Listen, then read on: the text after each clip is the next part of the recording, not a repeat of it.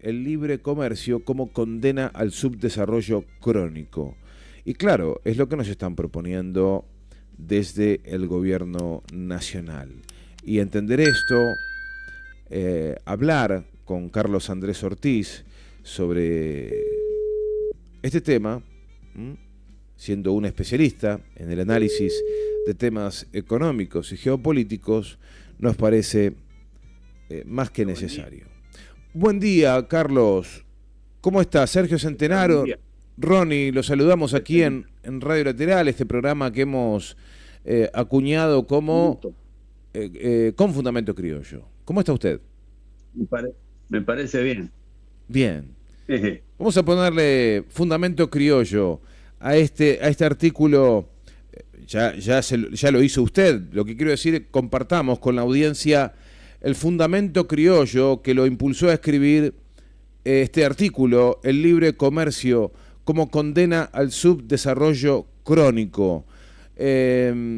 Recuerdo allá por 2005, cuando se le pudo decir no al ALCA, que era justamente un tratado de libre comercio que quería encabezar Estados Unidos, y ayer, en la coyuntura política de la patria grande, reunimos presidentes con coraje, con valentía, con visión proteccionista, y que nos salvaron de aquel acuerdo. Sin embargo, en estos tiempos, Carlos, nos toca otra vez vivir estos tiempos de zozobra, de entrega de soberanía, pero afortunadamente contamos con patriotas como usted que nos explican el peligro que significa que la Argentina otra vez se ponga o se subordine a intereses foráneos. Así que será un gusto escuchar su palabra, Carlos, a partir de este artículo que ha publicado recientemente. Bueno, cómo no, para mí es una satisfacción poder, digamos, difundir estas ideas que en realidad tienen que ver con los ideales de total, sano y auténtico patriotismo. En cierta forma, yo soy discípulo del gran pensador que fue Arturo Jauretche, y Jauretche describió procesos como estos en forma muy clara, sumamente precisa, y en muchos casos con pensamientos, digamos, ¿no es cierto?, simples, fáciles de ser entendidos. Bueno, la cuestión es esa porque indudablemente muchos no se dan cuenta todavía, pero la gran batalla es cultural. Así como han conseguido en su momento desjerarquizar la instrucción pública, quitándole materias esenciales como historia, geografía, dando muy poco de, digamos, castellano, que ahora se llama lengua, es lo mismo, y dando muy poco de matemática, que es esencial para formar después, digamos, profesionales en las ciencias duras que son imprescindibles para el desarrollo tecnológico e industrial. Todo eso se fue perpetrando en forma sistemática y es bueno, digamos, recordar a la gente. El que comenzó esa destrucción de la instrucción pública argentina, quitando contenido mediante una brutal reforma educativa, fue el que algunos llaman el padre de la democracia, ¿no? Fue Raúl Alfonsín el que implementó una modificación que fue similar a la que se hizo en España, con el mismo perpetrador, puesto que el perpetrador tiene doble nacionalidad. En España vieron que los resultados eran desastrosos y eso duró solo un par de años. Acá siguió mucho tiempo porque fueron digamos, los casi 6 años de Alfonsín, más los 10 años del menemato, y recién esto se empezó a modificar a partir del año 2006, donde se volvieron a incorporar temas esenciales para, digamos, los contenidos curriculares de primaria y de secundaria, y además se volvieron a crear las escuelas técnicas que habían sido suprimidas desde el gobierno de Alfonsín. monstruosidad que la gente por ahí no se acuerda. Claro, como desde hace mucho determinados factores del poder global están intentando por todos los medios desindustrializar a Argentina, desindustrializar y, digamos, quitarle todo contenido nacional a la impronta cultural nuestra. Eso no es de hoy, pero indudablemente hay periodos en que esas nefastas políticas son exacerbadas. Y estamos en uno de esos periodos donde, tal cual yo vengo fundamentando desde hace bastante tiempo ya, ¿no?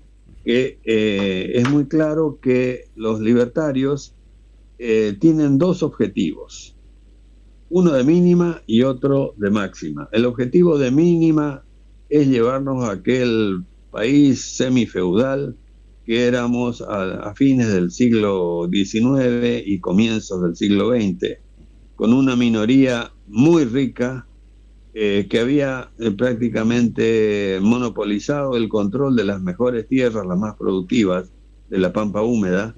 Eso ya data de los gobiernos de Bartolomé Mitre y de Domingo Faustino Sarmiento, donde la tierra era entregada en enormes extensiones.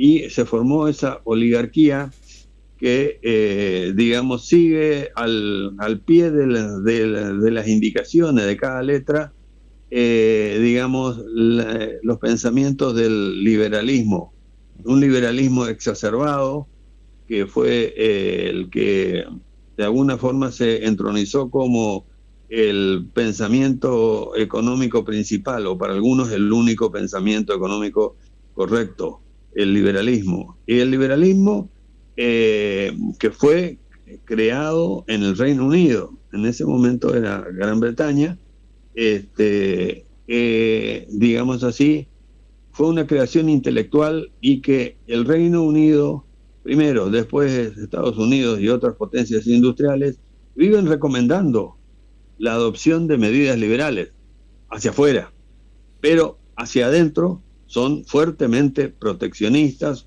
con el Estado fuertemente intervencionista, y es muy claro, hay muchos ejemplos que muestran que para salir de la miseria, de la pobreza, de la dependencia geopolítica, para, digamos, fundamentar la soberanía, es necesario, digamos, el accionar fuerte, bien dotado y bien encaminado del Estado Nacional, con el complemento de los estados provinciales, pero como rol rector el Estado Nacional.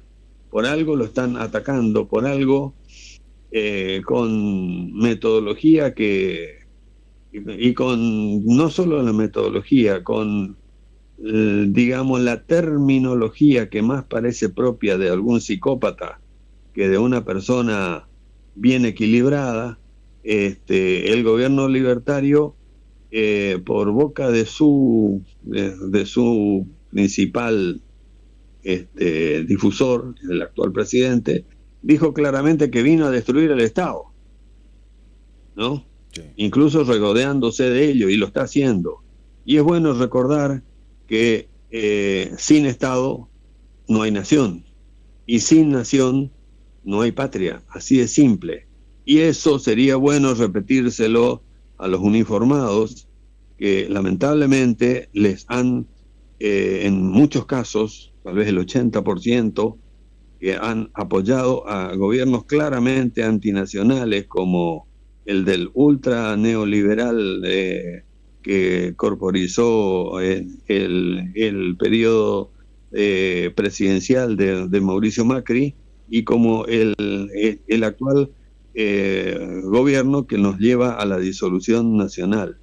Lamentablemente a los uniformados, en su mayoría, les limaron las neuronas al ras, de forma tal que los únicos objetivos de su accionar, que suponen patriótico, es supuestamente combatir a los zurdos, ven zurdos hasta en la sopa, y digamos así,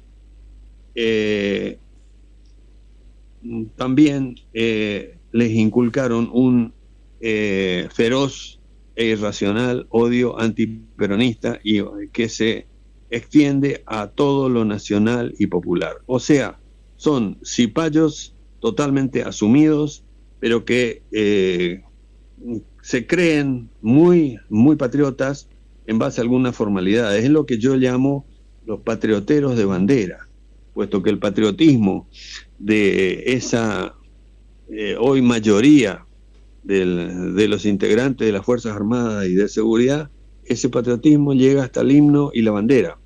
Después ya directamente operan como, digamos,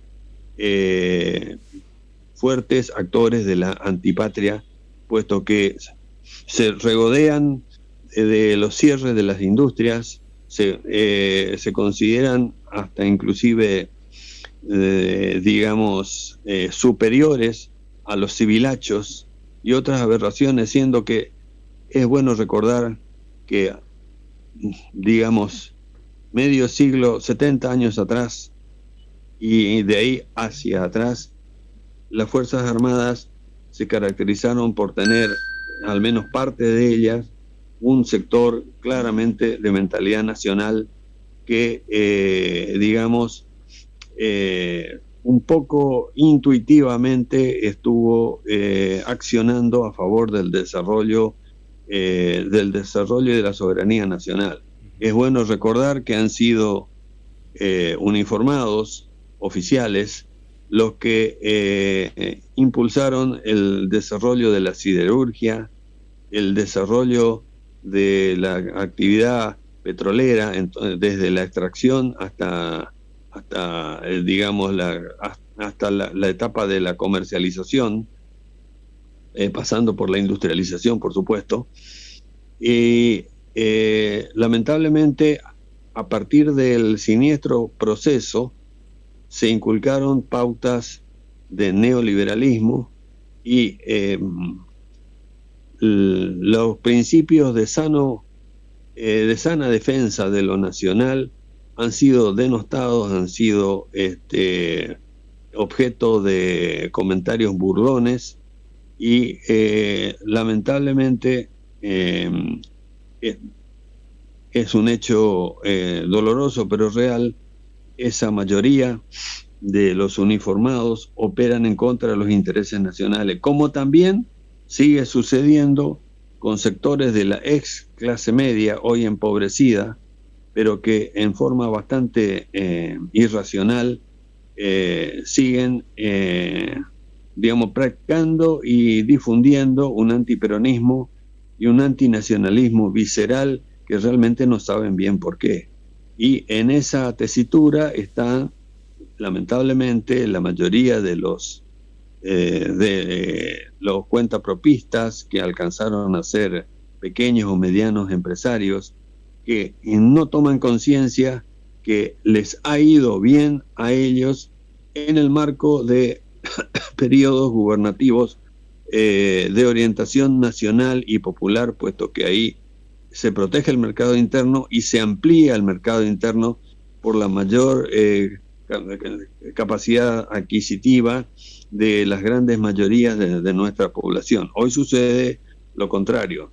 Yo le digo, por ejemplo, una anécdota. Yo había conversado con uno de los dueños o uno de los principales accionistas de una concesionaria de autos local. Y en un momento dado, era la época en que los autos no solo se vendían, prácticamente se despachaban, y habíamos llegado a un pico de producción cercano al 1.000.000 de unidades de industria nacional, y digamos era muy común que sectores de clases medias, incluso de nuevas clases medias, adquirieran, digamos, pudieran acceder a su, digamos, primer auto 0 kilómetro. O sea, las concesionarias estaban de parabienes, pero adoptando un tono doctoral, ese dueño o gerente de esa concesionaria dijo, sí, pero lamentablemente no se pueden vender muchos autos importados. ¿Cómo pueden ser tan nulos mentales para no darse cuenta que en periodos como el actual, en los cuales se permite masivamente la importación de todo, incluyendo de autos, es cuando menos se venden, porque eso hace caer el poder adquisitivo de nuestra población? Pero bueno, digamos así, la imposición cultural de las pautas liberales lo consiguen en forma muy machacona, machacando sobre algunas ideas fuerzas. Y una de ellas es, digamos, pasar a considerar como supuestamente muy positivo al sistema llamado de libre comercio. Y que el llamado libre comercio se acuerda mediante ciertos tratados bilaterales entre dos países o entre dos grupos, entre dos bloques de países. A ver, Carlos. Ahora bien, Carlos, sí, para entender un poco la situación actual, ¿todavía la Argentina está siendo seducida por la Unión Europea para firmar un acuerdo de libre comercio, o eso podría demorar mucho más tiempo? ¿Dónde están los principales riesgos y en dónde Javier Milei, según usted observa, estaría tentado por poner su rúbrica y obligar a la Argentina a desarrollarse económicamente a pérdida, abriendo el comercio, abriendo la importación indiscriminada? Sí, ¿qué es lo que usted observa? Bueno, ya prácticamente las importaciones, no hay ninguna protección aduanera ni de ningún tipo. Inclusive se está fomentando que se importen, digamos, artículos muy elementales como ser, digamos, telas, ropas confeccionadas y otros que forman el sector de la industria elemental. O sea, evidentemente quieren barrer con todo el sector industrial nacional. Y respecto del posible acuerdo, no solo de libre comercio con Estados Unidos, sino con la Unión Europea, tiene varias complicaciones para las acciones que está queriendo perpetrar el gobierno libertario, puesto que no es factible hacer acuerdos de libre comercio mientras integremos el Mercosur. Sabemos que Milei dijo claramente que a él le gusta destruir y que asumió la dirección del Mercosur para destruirlo. Así de negativo es el accionar de este personaje, que realmente ni siquiera tiene vocabulario adecuado a la altura de la alta investidura que hoy está ocupando. Por otra parte, hay resistencias al libre comercio dentro de la propia Unión Europea, puesto que no es muy conocido por muchas personas en nuestro medio, pero hay algunos países de la Unión Europea que son fuertes productores de materias primas alimenticias, en particular Francia, que se opone tenazmente a que la Unión Europea importe, materias primas, sobre todo las materias primas alimenticias, puesto que Francia logró incrementar su producción en base a fuertes acciones estatales. No solo Francia, Holanda, teniendo poco territorio, mediante técnicas nuevas como las que fue desarrollando, ha conseguido también incrementar fuertemente su producción, primaria, básicamente de alimentos. Y evidentemente es previsible que esos países y posiblemente otros se opongan al Tratado de Libre Comercio, porque defienden no solo sus sectores industriales y tecnológicos, sino también su sector productor de materias primas. Pero hay que tener en cuenta y hay que, hacer el mayor esfuerzo para desnudar las mentiras ideológicas que están implícitas en esas, digamos, ideas que nos quieren instalar como pensamiento correcto. El tema del libre mercado, el tema de entre comillas, libertad total para las importaciones, el tema de, como lo dijo con cierta displicencia, creo que el propio Milei y el vocero, el vocero presidencial y el que es, ¿no es cierto?, Adorni, Manuel Adorni. y el que oficia como vocero principal, que es el ministro que es hijo de uno de los perpetradores de la revolución fusiladora, me estoy refiriendo a abogados francos, se despidieron claramente y es muy evidente que están buscando, digamos así, hacer naturalizar que no le importe nada a nadie que cierren empresas. Y lo que está sucediendo en el sector empresario es catastrófico.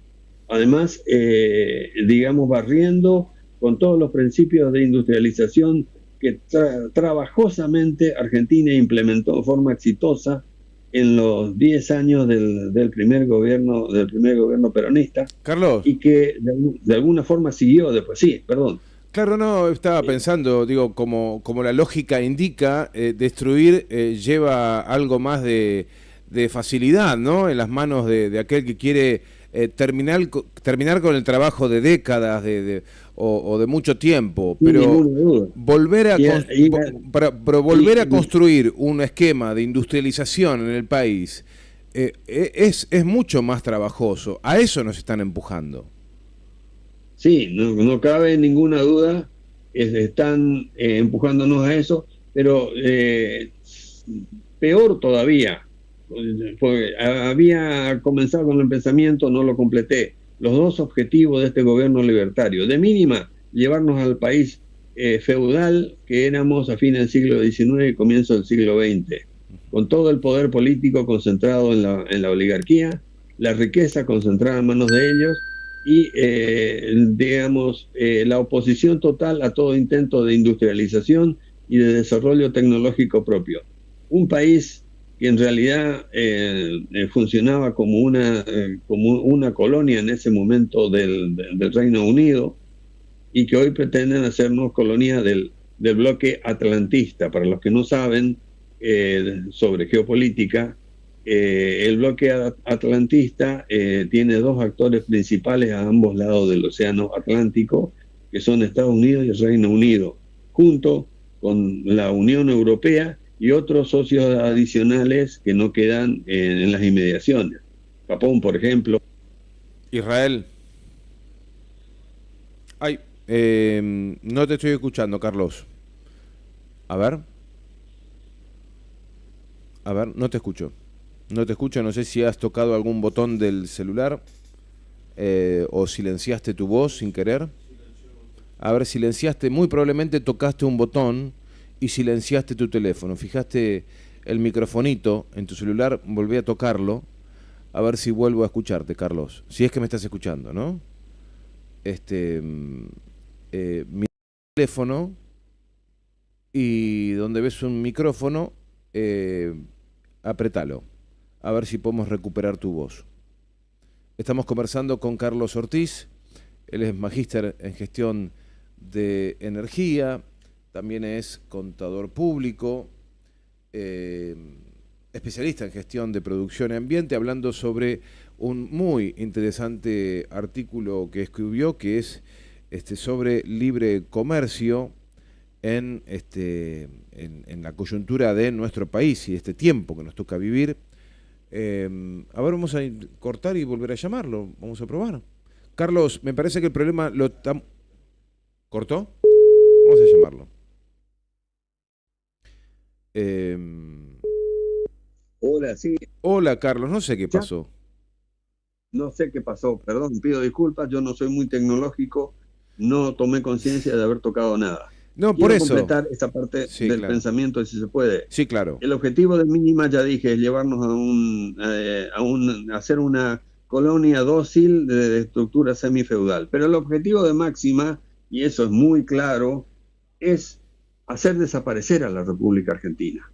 Que la República Argentina como tal no exista más y que sea fragmentada, posible en media docena o más de pequeños paisitos, eh, digamos, irrelevantes, fácilmente manejables desde los centros de poder del exterior. Y eso es muy claro y han surgido muchas evidencias de eso. Por ejemplo, es bueno recordar que el entonces gobernador mendocino habló de la independencia de Mendoza, queriendo sumar a Córdoba. Y que cuando dijo semejante barbaridad, ahí ya creo que era ex gobernador y era senador. Nadie del Senado ni del Poder Legislativo, objetó ni dijo prácticamente nada condenatorio a semejante aberración, a semejante muestra de antipatriotismo explícito.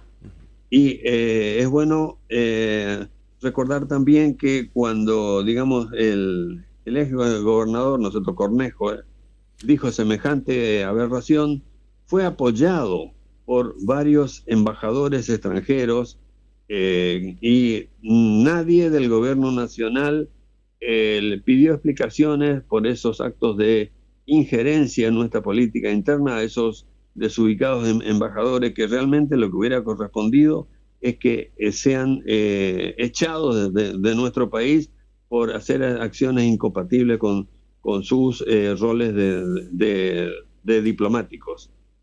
Es muy complicado el tema y lamentablemente también juega a favor de eso algunos sectores de las llamadas progresías que se embanderan en acciones de las cuales no ven los objetivos finales. O sea, eso de crear un sentimiento, digamos, separatista en los sectores de la población que, digamos, son descendientes de pueblos preexistentes.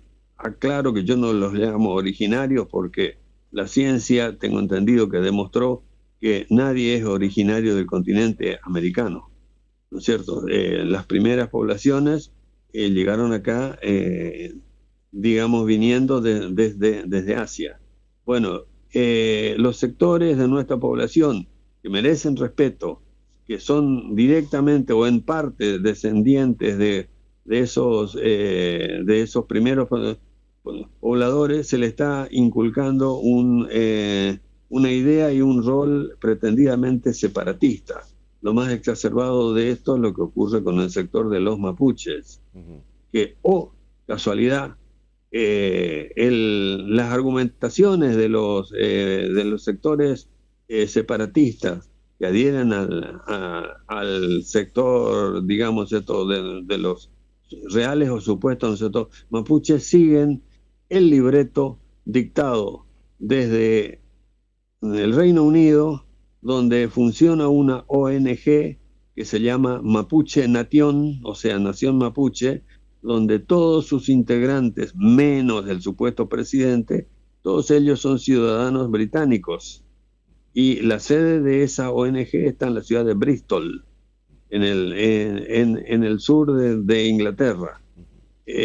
O sea, son muchos elementos que se suman para ver que se está fogoneando, digamos, tal vez lentamente, pero en forma persistente, la disolución de nuestro país, y eso claramente lo dio a entender el gobierno nacional que estamos padeciendo en este momento.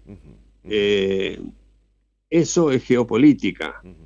Y fijémonos que, casualidad, desde el golpe de Estado del 55, después acentuado con el golpe de Estado del 62 y muy acentuado desde el golpe de Estado del 76, se vació de contenido a los institutos formativos de las Fuerzas Armadas y las Fuerzas de Seguridad, a los cuales prácticamente se les instruye poco o nada respecto a geopolítica, economía e historia. Habitualmente son casi analfabetos totales en esas tres áreas esenciales del conocimiento. Carlos. Que son esenciales, sí. No, quería preguntarle, porque está bien, usted está narrando una fuerte preocupación que tiene. De hecho, ya en algunos otros momentos que hemos conversado nos manifestó la misma preocupación con el pueblo mapuche y la supuesta financiación que puedan tener de ni más ni menos que de Inglaterra o Gran Bretaña. Pero también una cuestión que nos debe preocupar como argentinos, que es la exacerbada extranjerización de la tierra, ¿no? Porque también tenemos... Sin ninguna duda, sin ninguna claro, duda. Sí. También debe estar en la agenda, porque estamos en tiempos donde nos vamos a despertar un día y el sur va a estar en manos de Israel, por ejemplo, ¿no? Entonces... Bueno, eso, digamos, yo tengo un gran respeto por los argentinos de origen, no sé, judío. No hay problema, y hay dentro de ellos muy buena gente también, excelente. Ahora, es interesante, digamos, constatar que, por ejemplo, el que era ministro, creo que de Ecología, de Mauricio Macri, el rabino Bergman, dijo claramente, y hay filmaciones de eso que circulan por internet, y yo lo escuché cuando dijo, que Argentina es un país que debe ser partido y repartido. Lo dijo con todas las letras y nadie le salió en contra, lo cual es sumamente preocupante, ¿no? Otra cosa que me acuerdo, Carlos, que quiero compartir con usted, es una ley que había surgido durante el gobierno de Cristina Fernández que limitaba el porcentaje de extranjerización de la tierra por provincia. Después deberé buscarlo en más detalle, pero no podía superar el 15% de las tierras en cada provincia. Sí. Y todo eso fue dejado a un costado, fue anulado y pisoteado por el actual gobierno, que, vuelvo a decir, claramente busca la disolución nacional. Y además es bueno recordar que nos está empujando al subdesarrollo crónico con metodologías que los poderes imperiales, como por ejemplo el del Reino Unido, aplicaron en su momento contra otros países que podían pasar a ser competidores. Por ejemplo, digamos, uno de los países que sufrió los embates antiindustrialistas del Reino Unido fue Egipto, y no fue casual eso. Digamos, de ser una zona muy pobre, digamos, Egipto comenzó a industrializarse, como sucede con casi todos los países que comienzan la industrialización, con la industria textil, partiendo de la base que ellos producían muy buen algodón, entre otras materias primas. Y eso fue, ese proceso de industrialización fue brutalmente, digamos, atacado por los personeros internos y externos que respondían a los intereses del Reino Unido, que buscaban evitar que Egipto se industrialice y que pase a ser una potencia relevante digamos, en la zona en la cual Egipto, en la cual Egipto ejerce, digamos, su digamos, propia influencia. Eso sucedió con otros países y se está haciendo en forma brutal y yo diría descarada en nuestro país, echando a las empresas. Por ejemplo, un caso paradigmático. Poca gente recuerda que el primer país fuera de su país de origen en el cual invirtió Mercedes-Benz fue Argentina. Esa inversión comenzó a fines de los 10 años del gobierno peronista, o sea, ya por el 1954. Y Mercedes-Benz anunció que vendió todas sus instalaciones y dejó de producir en nuestro país. Eso simplemente es monstruoso. Digamos así, ningún país se jacta se enorgullece de estar echando industrias, pero los que nos están gobernando hoy, como están apostando a nuestra destrucción, sí se jactan de eso, como también vimos que se jactan de que, digamos, expresado, digamos, en la forma que sea, digamos, hasta se enorgullecen de las muertes que están causando por haberle privado de medicamentos esenciales a muchos enfermos que precisaban de esas medicaciones. Dios mío. Dios mío. Ya hubo, se calcula, alrededor de 100 personas fallecidas por falta de medicación que Dios antes mío. le suministraba el Estado. Tremendo, Medicación Carlos. muy cara. Tremendo, Carlos. Y como también, de alguna forma, es un genocidio paulatino el que se está consumando contra los muchos jubilados que sabemos que con sus muy pobres ingresos no pueden ni siquiera pagar lo elemental de su alimentación, de sus imprescindibles medicamentos y de otros gastos esenciales que no se debería discutir. Y como eso tenemos también los ejemplos del accionar de la ministra, ¿no es cierto?, Petovello, que se enorgullece de no repartir alimentos y útiles escolares que estaban a disposición de los sectores desposeídos, ya comprados durante el gobierno anterior. Realmente es monstruoso. Sí. Y volvamos a decir, están buscando la destrucción nacional. Y es muy claro que para eso están dispuestos a usar la violencia desenfrenada, como se vio en las manifestaciones del miércoles pasado, donde lamentablemente, digamos, hubo, digamos, víctimas y pudo haber sido peor, y están amenazando con mayor represión.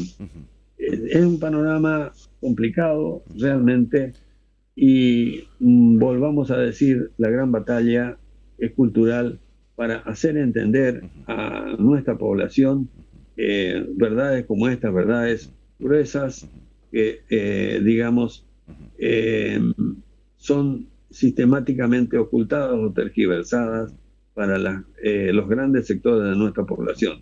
Claro está que, tal cual como circuló y es evidente, la mayor parte del universo periodístico parece pertenecer a esos grupos que llaman ensobrados y encarpetados, ¿no? Pero, Carlos, lamentablemente los tenemos a esos, no solo son responsables los medios que condensan, ¿no?, el poder mayoritario de los micrófonos y demás, porque después también tenemos a los satélites en cada una de las provincias que se subordinan a esa palabra dominante, y los tenemos aquí en Posadas, Carlos, los tenemos acá en Posadas. No, sí, sin duda. Nosotros estamos dando la pelea contra esos satélites aquí en Posadas, poniendo al aire a Carlos Ortiz para confrontarlos. Así que eso nos enorgullece, y se nos escurrió el tiempo, Carlos, qué pena. Bueno, un par de breves comentarios, si se puede, por favor. Sí, claro. Una, quiero... Ay, no me digas que se cortó de vuelta. Bueno, breves comentarios, quedemos ahí. Se silenció de vuelta, Carlos. Corte y volvemos a llamar. Corte y volvemos a llamar. Ahí está, cortó. Vamos a llamarlo, porque evidentemente no le encuentra la vuelta para sacarle para apretar el botoncito del micrófono. Entonces, hola, ahora sí, le dejo el cierre, Carlos. Bueno, sí, brevemente, disculpen. Yo quería hacer notar que yo estuve vinculado a la Facultad de Ciencias Económicas durante 21 años. En todo ese periodo yo era contratado y sufrí persecución a partir del año 2001, cuando hubo aquellas jornadas de protestas masivas de todo el sector universitario contra las políticas de achicamiento que se querían implementar. Y yo tuve un discurso muy claro que molestó a muchos de los del establishment de la facultad. Terminé siendo echado de la facultad en el año 2005 por el grave delito, entre comillas, de hablar claramente respecto de las falsedades de la doctrina neoliberal que se estaba inculcando y de decir otras verdades más muy claras y muy directas. Por ese motivo, sufrí lo mismo que pasó en otras facultades de ciencias económicas. ¿Y quién era el rector en ese momento? El rector no me acuerdo, pero el decano fue el mismo que después fue vicerrector y que fue, digamos, echado de ese cargo por irregularidades. Era Montini. ¿No? Sí. Interesante el tema. Sí. O sea, directamente en ese ámbito me silenciaron, y eso mismo ocurrió en la mayor parte de las facultades de ciencias económicas de todo el país, porque buscan sacar nuevos profesionales que solo conozcan la doctrina liberal. Interesante el tema, ¿no? Mucho gorila, Carlos. Mucho gorila en ciencias económicas. Exactamente, bueno, es real el tema. Hay que decirlo. Y por otra parte, quería aprovechar esta difusión para invitar a todos a que puedan entrar a mi respectivo blog, que es CAO Energía. O sea, mis iniciales, CAO Energía.blog, y yo ahí subo prácticamente un artículo por semana y tienen 11 libros en formato PDF que pueden ser, digamos, no sé, a los que se puede acceder sin costo alguno. Carlos, bueno. Sí. Ayer estaba pensando, digo, ¿hay alguna manera de conservar y proteger? Porque es un patrimonio ese blog. Usted ha escrito muchos años en ese blog. Sí, ya van más de 11 años. Bueno, me interesa que eso pueda ser considerado un patrimonio a cuidar, a proteger, ese blog. Bueno, cualquier iniciativa que haya será bienvenida. Yo me muevo en forma bastante elemental en toda la parte electrónica, así que todo lo que pueda sumarse respecto de eso será bienvenido. Es un patrimonio. Y quiero aclarar que yo nunca cobré por mis disertaciones ni por mis artículos. Bien. Como tampoco pagué para que sean ¿cierto?, difundidos. Bueno. ¿No? O sea, lo hago como una pequeña contribución al pensamiento nacional. Bueno, impresionante este corazón patriota militante que se llama Carlos Andrés Ortiz, conversando con nosotros. El privilegio de tener algunos minutos más al aire con usted, y lo volveremos a invitar, Carlos, porque es casi necesario y urgente que podamos sumar minutos con usted para ayudarnos a pensar no solamente el país, no solamente la geopolítica.